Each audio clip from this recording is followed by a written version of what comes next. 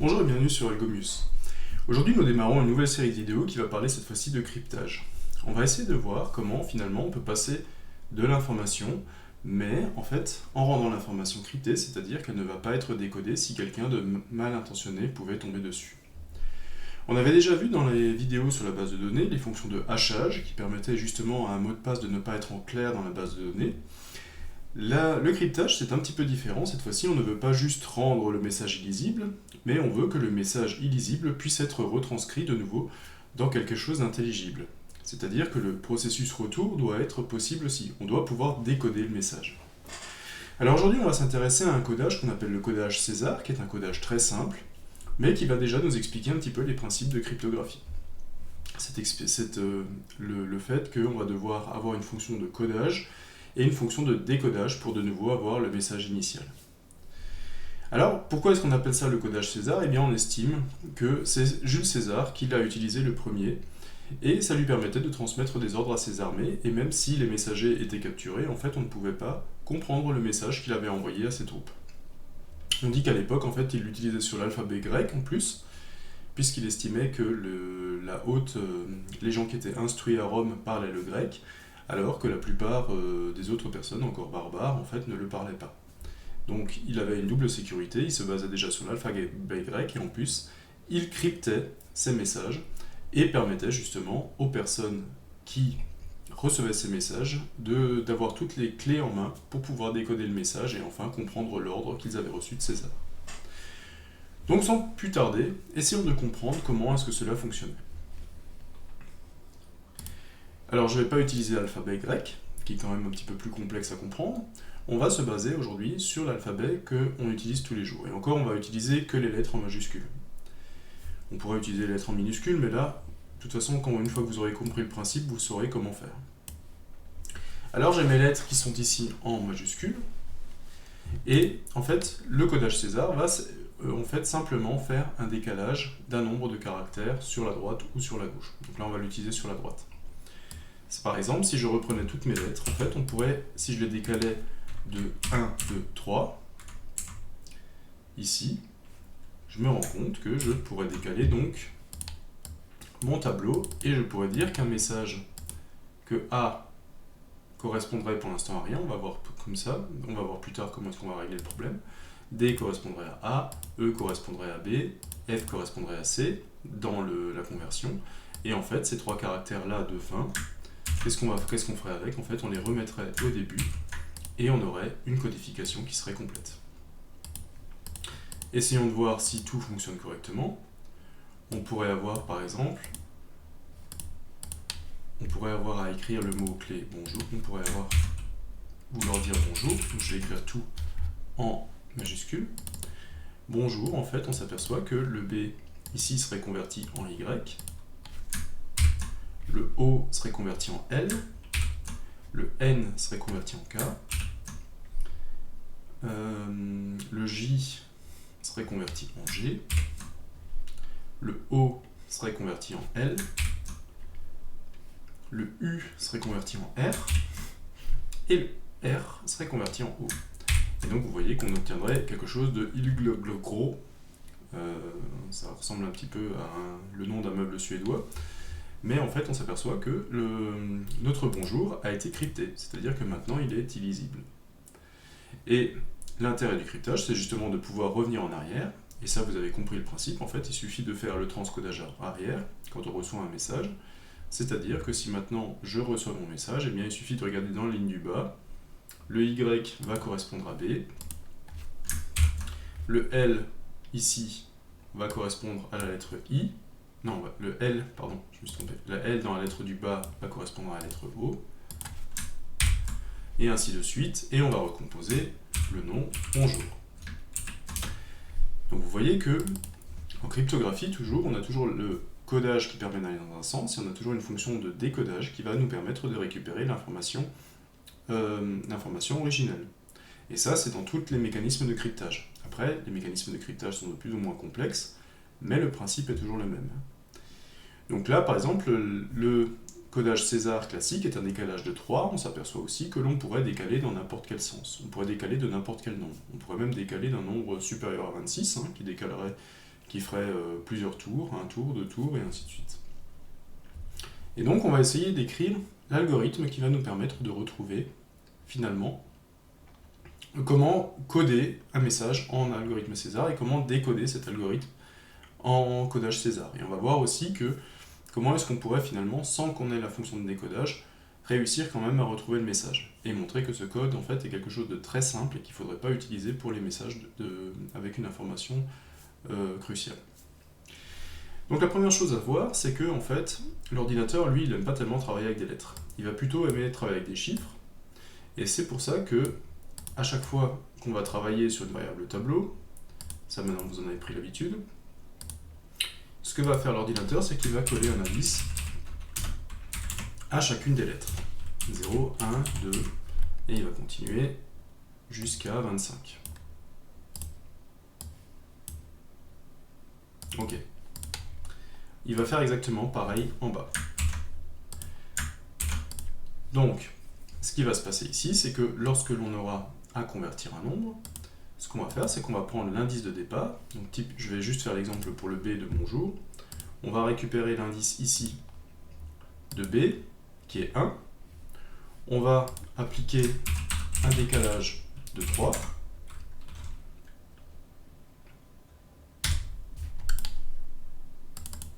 On va appliquer un décalage de 3, ce qui va faire 1 plus 3, 4. On va arriver à 4 ici, et on va remplacer par la lettre E. Donc là, je l'ai fait dans un sens, on pourrait le faire dans l'autre sens, on pourrait avoir un décalage vers la droite ou vers la gauche. Moi, ce que j'avais fait tout à l'heure, c'était un décalage dans l'autre sens, ce qui permettait que B était 1, 2, 3. J'avais fait B moins 3, et on arrivait à 24.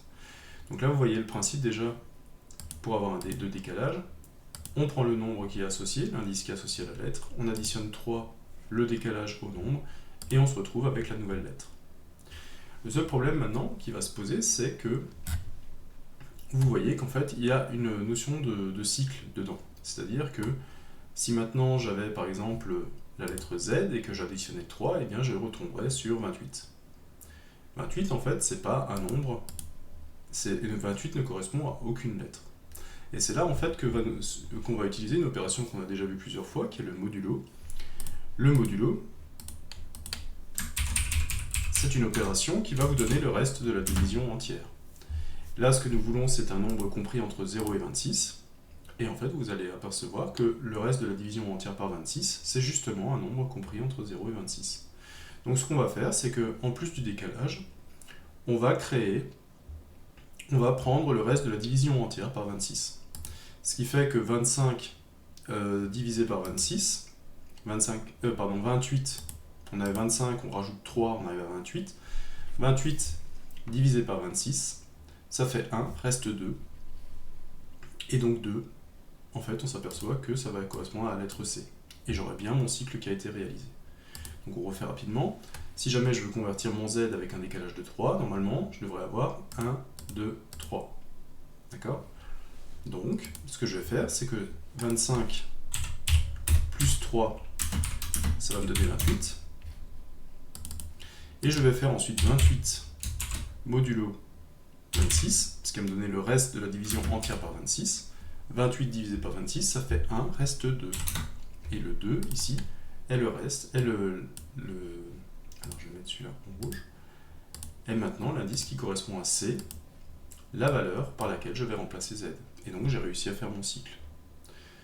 Et là, en fait, ça me permet aussi d'avoir un décalage qui va être supérieur à 26, qui va pouvoir être réglé. Si par exemple je prends un décalage de 50, en fait, on s'aperçoit que là, si je veux avoir 25, j'additionne 50, ça va me faire 75.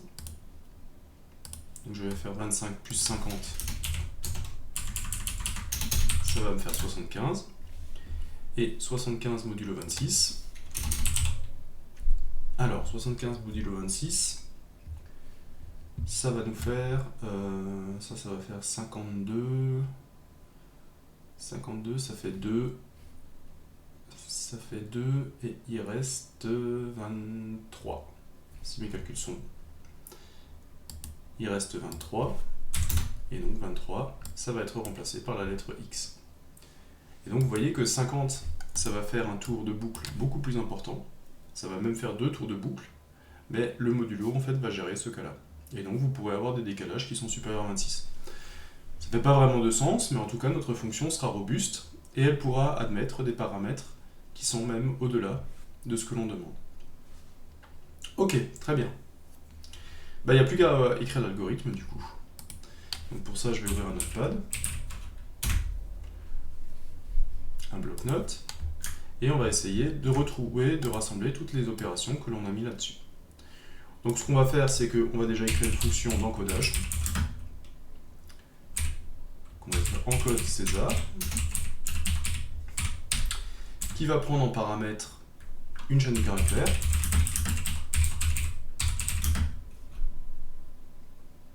une chaîne de caractères S, et qui va nous renvoyer une chaîne de caractères qui sera finalement le message modifié. Donc en entrée, on aura la chaîne en clair. En sortie, on aura la chaîne de caractères modifiée, c'est-à-dire avec toutes les permutations qui auront été faites. Donc, qu'est-ce que l'on va faire dans cette fonction? Eh bien, en fait, ce qu'on va déjà faire, c'est qu'on va déjà parcourir les caractères de la chaîne en entrée. Donc, on va dire pour chaque, on va écrire comme ça, élément de S. Donc, c'est-à-dire que élément va prendre successivement les valeurs. Donc, on va essayer, par exemple, on va tout de suite faire un exemple. Ah, j'écris encore. Encode, c'est ça. Ce que l'on veut faire, c'est qu'on veut pouvoir faire encode César de, par exemple, bonjour. Et donc ici, alors je vais l'écrire en majuscule, puisqu'on va gérer que les majuscules pour l'instant. Donc pour chaque élément de S, ça veut dire que la variable élément, qui est ici, va prendre successivement toutes les lettres qui sont dans le nom bonjour, dans la chaîne de caractères bonjour. Donc le premier tour de boucle, élément va contenir B, le deuxième tour de boucle, élément va contenir O, et ainsi de suite. Donc, qu'est-ce que l'on va déjà essayer de voir? C'est que si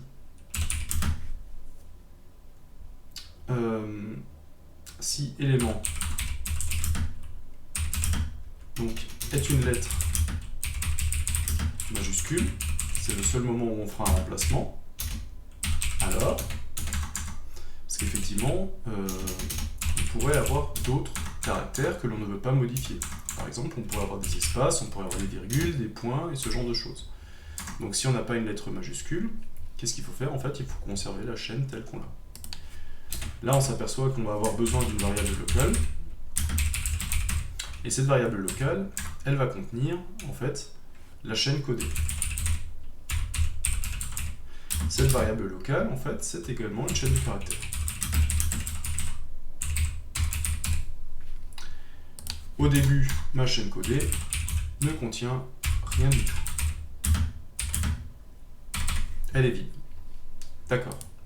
Donc, si l'élément est une lettre majuscule, alors ici on s'occupe de la codification. Sinon, en fait, on retranscrit dans la chaîne codée le caractère.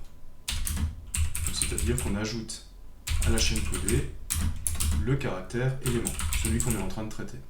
Donc ça va nous permettre de conserver les espaces, les apostrophes, les cotes, tout ce genre de choses. Tout ce qui n'est pas en fait une lettre majuscule. Donc si l'élément est une lettre majuscule, là, qu'est-ce qu'on va faire? Eh bien, tout simplement, on va récupérer ici, on va appeler ça indice, qu'on va appeler ça entier. Donc une nouvelle variable qui va contenir l'indice, qu'on va appeler entier. Et qu'est-ce qu'on va faire? On va récupérer dans indice, on va récupérer indice de la lettre élément. Donc c'est-à-dire que dans mon tableau, par exemple, si j'ai B, ce que je vais récupérer dans indice, c'est 1. Si j'ai L, ce que je vais récupérer, c'est 11. On va voir que les langages de programmation vont nous permettre de faire ça très facilement. Donc on récupère l'indice de la lettre élément, on le met dans indice. Ensuite, ce qu'on pourrait faire, c'est qu'il faut appliquer dessus un décalage. Alors ce que l'on pourrait faire, c'est de dire tout simplement, eh bien je fais un indice plus 3, donc décalage César classique. Moi, ce que je vous propose, c'est une solution qui va rendre notre fonction quand même plus intéressante, c'est d'utiliser le décalage en paramètre de la fonction. C'est-à-dire que on va encoder César, par exemple, et on va saisir le décalage en paramètre. Si je veux pouvoir saisir le décalage en paramètre, il faut que ma fonction prenne un paramètre en plus, qui est entier décalage. Donc, maintenant que j'ai mon décalage qui est là, j'ai le droit de l'utiliser ici. C'est-à-dire que cette fois-ci, je vais faire un indice et je vais ajouter le décalage. Donc j'aurai le droit de mettre d'autres décalages ici, simplement, et le codage se fera avec le décalage que je lui spécifie. Je peux aussi faire des décalages avec des valeurs négatives, qui va faire en fait un décalage dans l'autre sens. Pour l'instant, restons sur un décalage César. Donc maintenant, l'indice que j'ai récupéré pour B, j'ai récupéré 1, et je lui ai additionné 3. Donc maintenant, je suis à 4. Donc en fait, il suffit maintenant que ma chaîne codée, je lui ajoute plus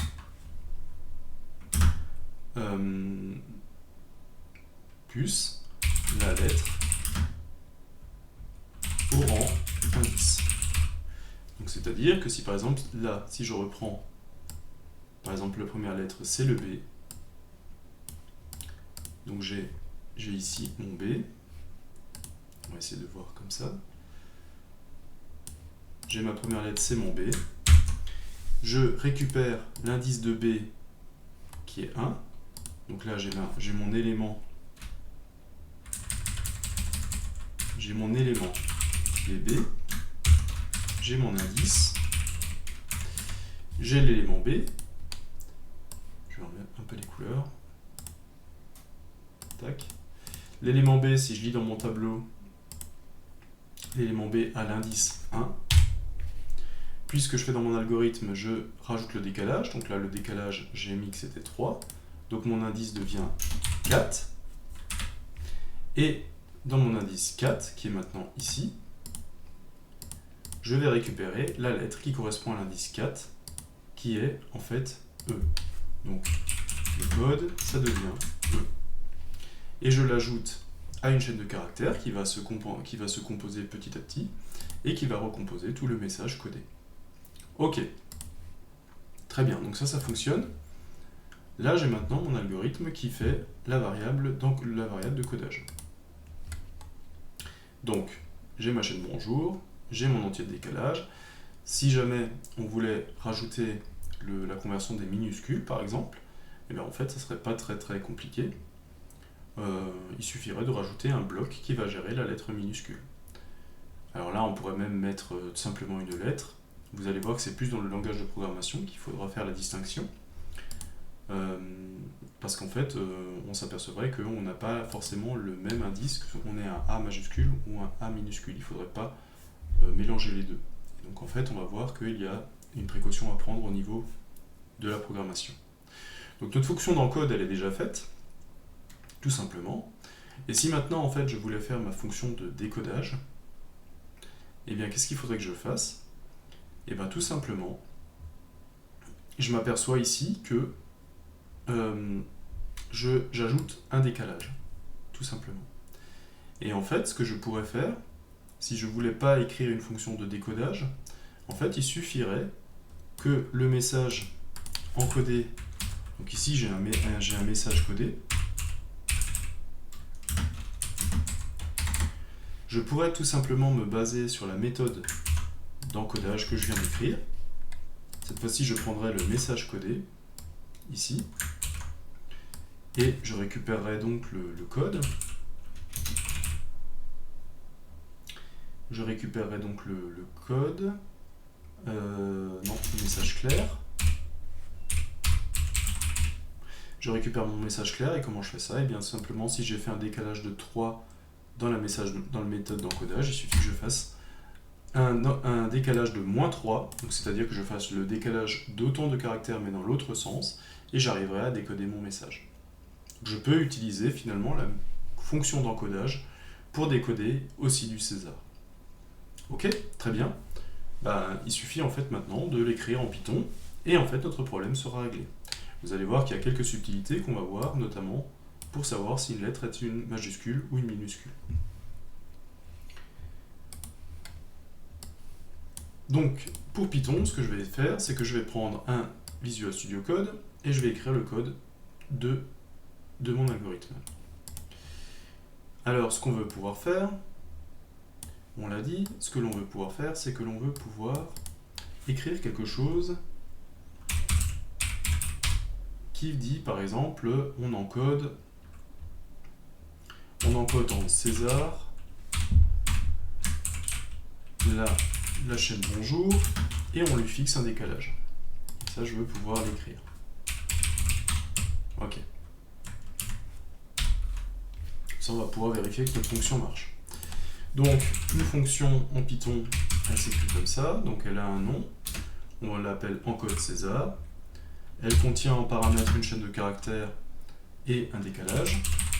Donc, cette fois-ci, je n'ai pas les types en Python, puisque le Python n'a pas de typage explicite. Ça, on commence à connaître. J'ai pas besoin de déclarer de variables locales non plus, puisque les variables seront déclarées à la première utilisation. Et on va essayer d'utiliser donc ma chaîne codée, où on va mettre, pour l'instant, on va l'initialiser à vide. C'est ce qui est fait dans mon algorithme. Ensuite, on va faire for élément in s, donc pour chaque élément de ma chaîne. Donc élément, on va parcourir toutes les lettres de ma chaîne. Si c'est bonjour, le premier tour, ça vaudra B, deuxième tour, ça vaudra O, et ainsi de suite.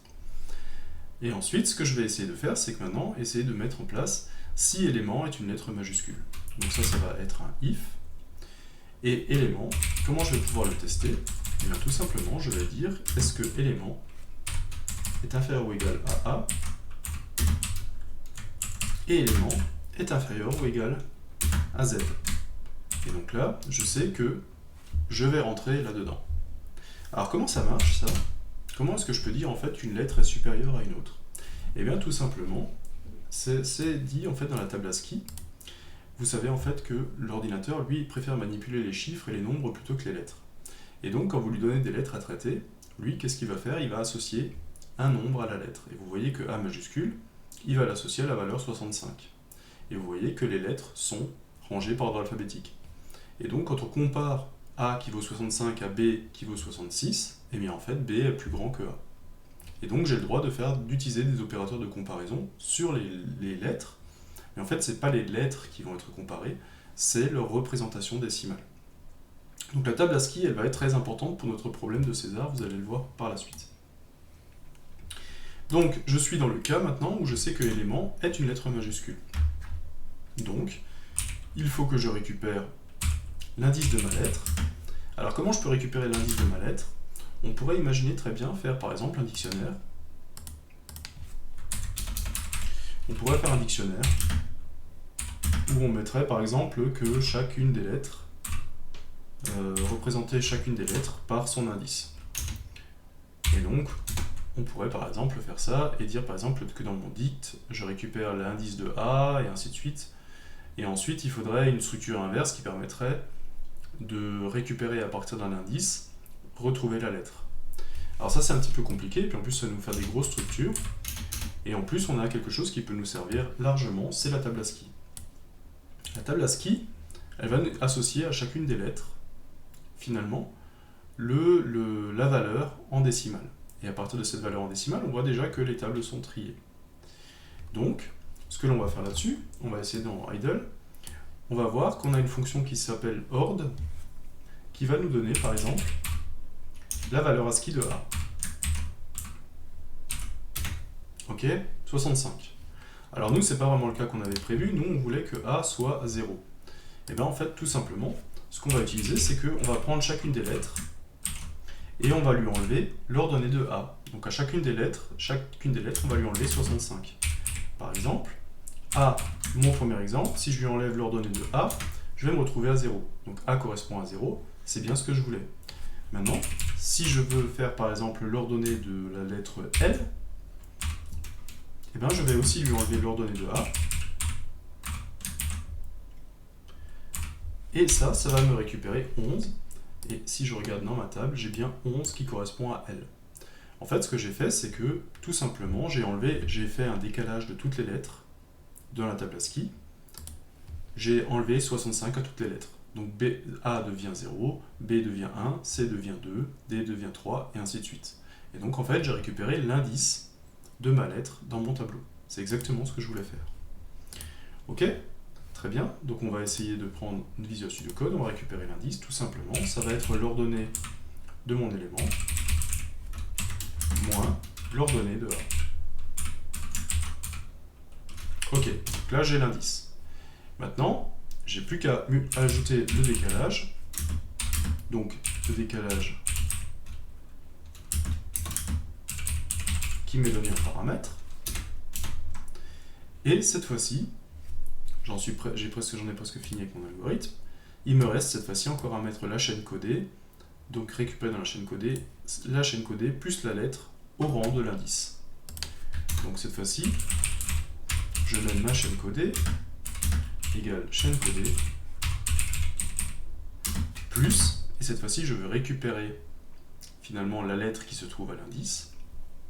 Et donc en fait on s'aperçoit, on va utiliser la fonction inverse qui est par exemple de dire CHR de 65 par exemple va me donner le caractère A. Donc CHR est la fonction Python inverse de ordonnée. Ordonnée me donne le code ASCII par rapport à la lettre, alors que CHR va me donner finalement la lettre qui correspond à l'élément décimal que je lui fournis en paramètre. Sauf que là, maintenant, moi, ce que j'ai, pour mes lettres, j'ai 0. Et si jamais je fais CHR de 0, en fait, je ne vais pas récupérer A. Je vais récupérer un autre caractère ASCII. Donc, cette fois-ci, il faut que je refasse mon décalage de 65 pour que, de nouveau, avoir les 65 de mon A. Donc il faut que je fasse CHR de 0 plus les 65 de mon A. Là je vais avoir A. Si je fais par exemple les 11 de mon L, eh bien il faut que je fasse encore une fois les 11 de mon L plus les 65 qui vont me ramener dans la table ASCII au niveau des lettres majuscules. Et donc 65 plus 11 va me donner L. Donc il ne faut pas que j'oublie ce décalage des 65 qui correspond à la valeur de A, la première lettre de l'alphabet, c'est en fait là que commence l'alphabet. Donc il y a toujours ce décalage à faire. Donc on va essayer tout simplement de faire un CHR de indice plus... alors on va faire plus... On va l'écrire en toutes lettres ordonnées de A. On va devoir avoir les 65. Ok. Donc la chaîne codée se construit, ici, et on a juste à faire le else. Et qu'est-ce qu'on fait dans le else? En fait, dans le else, on ne change pas l'élément, on le retranscrit tel quel. Parce qu'on estime que c'est pas un nombre, que c'est pas c'est un caractère qui n'est pas en fait une lettre en capitale, en majuscule. Ça peut être un espace, une apostrophe, ou quelque chose comme ça. Et donc en fait, on veut conserver les espaces. Si on oublie cette chaîne-là, on ne conservera pas dans la chaîne tous les éléments qui ne sont pas des lettres majuscules. Et bien on a pratiquement fini.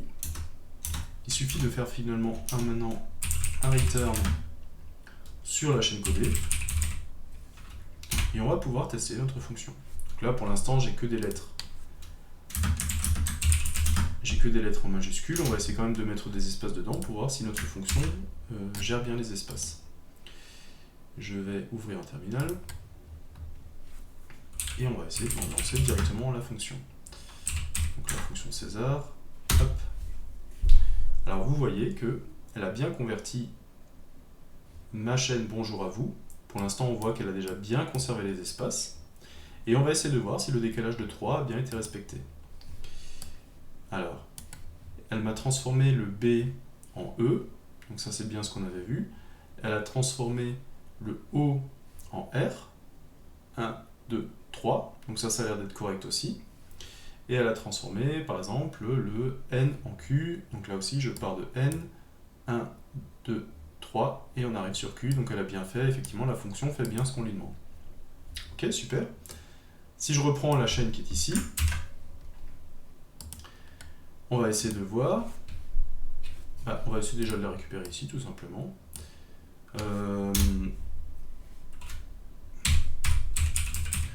va essayer de récupérer la chaîne codée. On va écrire la chaîne codée. Puis on va essayer de faire l'opération inverse, c'est-à-dire qu'on va faire un encodage. Cette fois-ci, je vais prendre en paramètre la chaîne codée. Et je vais juste faire en fait un décalage dans l'autre sens. Donc si j'avais fait un décalage de 3, je peux faire un décalage de moins 3 cette fois-ci. On va essayer d'exécuter tout ça. Ah, peut-être que je l'écrive aussi. Parce que c'est quand même bien de faire les choses, mais si jamais on peut voir qu'elles ont marché, c'est quand même mieux. Ok, et donc vous voyez que là j'ai fait un décalage à 3, je suis tombé sur une chaîne codée. J'ai fait un décalage de moins 3, j'ai retrouvé ma chaîne initiale. Et donc vous voyez qu'en fait, on fait ça très simplement. On peut réutiliser la fonction d'encodage finalement pour décoder. Donc c'est une fonction en fait qui encode et qui décode parce que vous voyez que le principe d'encodage et de décodage est exactement le même. C'est vraiment dans un sens et dans l'autre, c'est juste une question de décalage. Ok, donc on est arrivé à écrire notre fonction en code César et on a vu qu'on pouvait coder avec les éléments qui sont par exemple des majuscules. Si on voulait ajouter les minuscules, en fait, ça ne poserait pas vraiment de problème. Il suffirait de reprendre cette partie-là,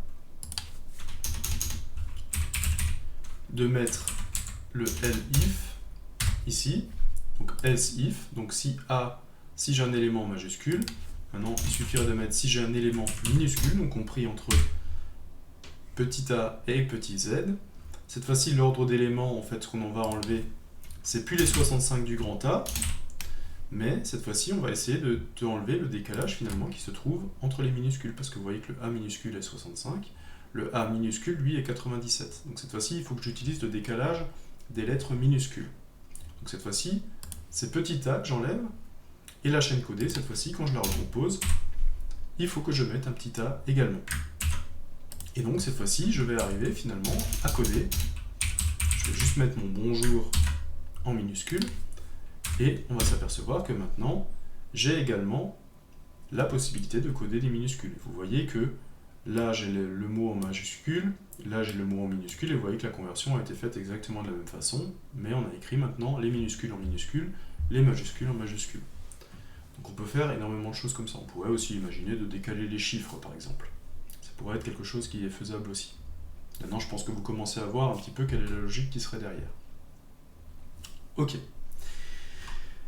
Maintenant, ce codage, en fait, on s'aperçoit qu'il est très simple à comprendre, très simple à mettre en place, mais en fait, il est aussi très simple, en fait, à craquer. Quand on parle de craquer un cryptage, c'est-à-dire effectivement de s'accaparer le contenu du message. Il faut s'imaginer que maintenant qu'on est sur toutes les machines sont en réseau, en fait, on est à la merci en fait que quelqu'un récupère finalement un paquet qui se trouve sur le réseau et arrive à décoder son contenu. Donc le but de la cryptographie va être justement de faire en sorte que le message ne passe jamais en clair sur les réseaux. Le problème aussi, c'est qu'il y a des stratégies qui vont nous permettre justement de retrouver quel était le message initial. Et là, je vais vous en parler un petit peu. Alors, je ne suis pas un expert en hacking, hein, mais je vais essayer de vous sensibiliser un petit peu quand même à comment est-ce qu'on pourrait décoder un message crypté. En fait, le codage César, on se rend compte que il ne peut être codé qu'en 26 cas différents. Il n'est codé qu'en 26 cas différents, puisque tous... Ah, je viens de me rendre compte que j'ai oublié complètement quelque chose. Je me suis rendu compte que j'ai complètement oublié de vous parler du décalage circulaire. Alors je voudrais juste revenir un petit peu là-dessus, juste avant de conclure, de repasser sur le hacking. On avait parlé, je l'ai complètement oublié dans l'algorithme, que si effectivement l'indice tel qu'il est ici n'est plus compris entre 0 et 26, en fait, il faut le ramener avec le modulo entre 0 et 26. Alors pourquoi est-ce que j'ai pas eu d'erreur dans le programme que j'ai fait? Tout simplement parce que justement, j'utilisais pas la lettre Z. Vous allez voir maintenant que si jamais j'utilise la lettre Z, là je vais avoir un problème. Vous voyez que cette fois-ci, j'ai plus un caractère, cette fois-ci j'ai une accolade ouvrante. Alors d'où vient cette accolade ouvrante? cette accolade fermante? Et bien tout simplement, l'explication va revenir dans la table ASCII. Je suis passé, j'ai eu le Z, je l'ai additionné de 3 et je suis arrivé ici au caractère 93 qui est la parenthèse fermante. Donc en fait, ça vient de quoi? Ça vient tout simplement que j'ai pas mis le modulo en place qui aurait dû me ramener au début de la liste qu'on a expliqué. Donc l'indice, en fait, c'est l'indice plus le décalage, modulo 26, puisqu'on est dans les 26 lettres. J'oublie pas non plus de le faire. J'oublie pas non plus de le faire pour les minuscules. Cette fois-ci, vous allez voir que la Z s'est bien transformée en C, donc a bien fait une référence circulaire dessus. Donc j'ai failli oublier ce petit détail, effectivement. Alors ça s'est pas trop vu parce que j'ai fait qu'un décalage de 3. Si j'avais fait un décalage beaucoup plus important, on aurait eu beaucoup plus d'erreurs. Et là, en fait, vous voyez que maintenant j'ai une fonction qui marche effectivement pour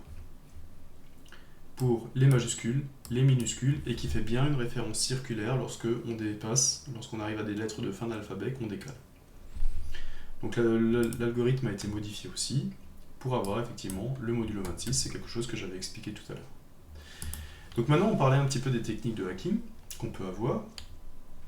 On peut imaginer, par exemple, qu'on encode un message avec un décalage César et on le décale avec un code de 5. Si je relance ici, vous allez voir que je vais retrouver, donc effectivement, ça ne décode plus puisque j'ai plus le même paramètre, mais en fait, vous allez vous rendre compte que voilà, donc on a fait un décalage de 5 et on a notre message qui est codé. Maintenant, moi je ne connais pas la clé. Je ne sais pas que c'est 5 le décalage. Comment je peux faire?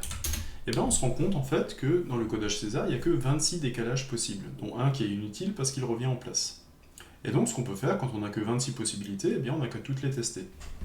Et comment je peux faire pour toutes les tester? Eh bien, tout simplement, je vais faire une boucle. L'ordinateur sait faire ça très rapidement. Je vais créer une boucle qui va faire un for i in range 0, 26. Donc c'est-à-dire que je vais lui faire parcourir les chiffres de 0 à 25. Et ça va faire quoi? Et bien tout simplement, ça va parcourir tous les décalages possibles. Et ce que je vais faire ici, c'est que mon i, je vais tout simplement faire des prints. C'est-à-dire que je vais imprimer ce que me renvoie le message codé. Et je vais utiliser i en paramètre. Et quand je serai passé de 0 à 26, eh ben je sais que j'aurai fait tous les décalages possibles par le codage César. Donc là, on sait, quand on veut débugger ça, c'est qu'on sait qu'on est sur du cryptage César. Donc, on va déjà essayer de voir comment ça marche. Je vais aussi afficher print mon décalage. Donc, décalage i. Et on va faire un print ici, de retour à la ligne, pour pouvoir séparer les différents codages. Ok, voyons comment ça fonctionne. Vous voyez que cette fois-ci, en fait, ce qui s'est passé, c'est que Python a généré la liste de tous les codages que l'on peut avoir. Donc avec un décalage de 0, ben, j'ai le message initial. Ça a l'air de correspondre à rien. Ça a l'air de correspondre à rien.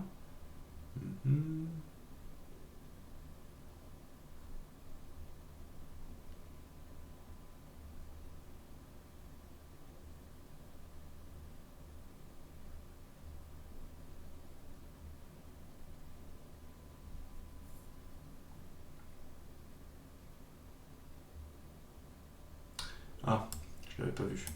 Vous voyez qu'avec un décalage de 21, en fait, je vais avoir bonjour à vous, Zoro, qui aura été créé ici.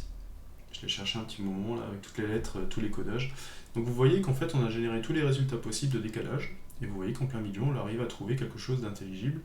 Décalage 21, bonjour à vous, Zoro. Alors pourquoi là j'ai un décalage 21 alors que là, je l'avais décodé avec -5?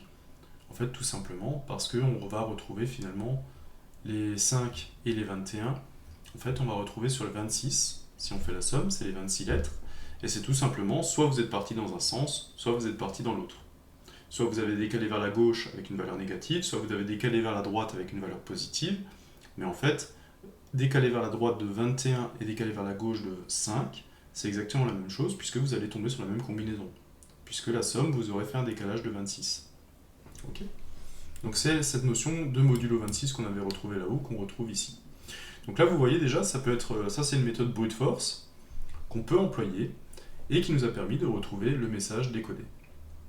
Il y a une autre possibilité que l'on peut faire, on peut utiliser une méthode qui va s'appuyer sur la fréquence d'apparition des lettres. On sait par exemple qu'en langue française, le E est la lettre la plus utilisée.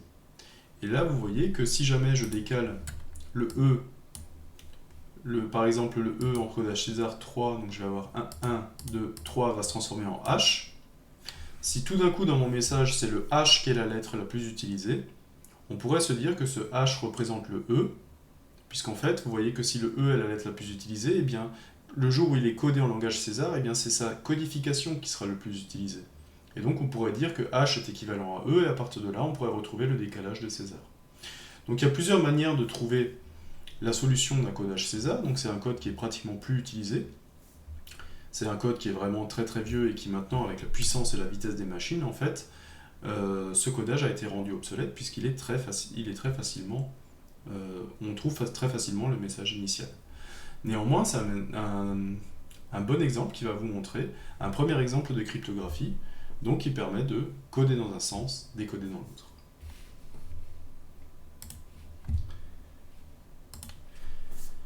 Donc voilà ce codage César, une petite introduction à la cryptographie, qui je trouve que c'est assez intéressant pour voir déjà la différence entre la fonction de cryptographie, où on essaie de récupérer finalement le message originel en l'ayant dissimulé sous une forme cryptée, différencier ça de la fonction de hachage qui elle veut juste, par exemple, dans les mots de passe que vous gérez dans une base de données ou dans une application, qui veut juste pas que vous puissiez récupérer le mot de passe initial.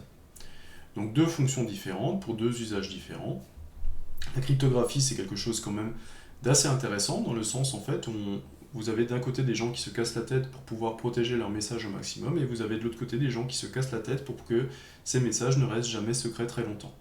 Et c'est un petit peu l'intelligence de ces deux groupes de personnes qui font que la cryptographie évolue toujours de plus en plus complexe, toujours de plus en plus difficile finalement à résoudre, et c'est quelque chose qui devient de très très intéressant puisqu'en fait les astuces de chacun des deux groupes en fait stimulent l'autre groupe et font que les deux avancent et qu'on arrive à des choses toujours de plus en plus intéressantes. Donc cette vidéo est la première en cryptographie, des autres suivront, on essaiera de décortiquer d'autres algorithmes, d'essayer de comprendre comment ils fonctionnent, au moins sur le principe pour les plus complexes, et on essaiera de voir à chaque fois des implémentations Python qui mettront en valeur ces algorithmes de cryptage. Bonne journée!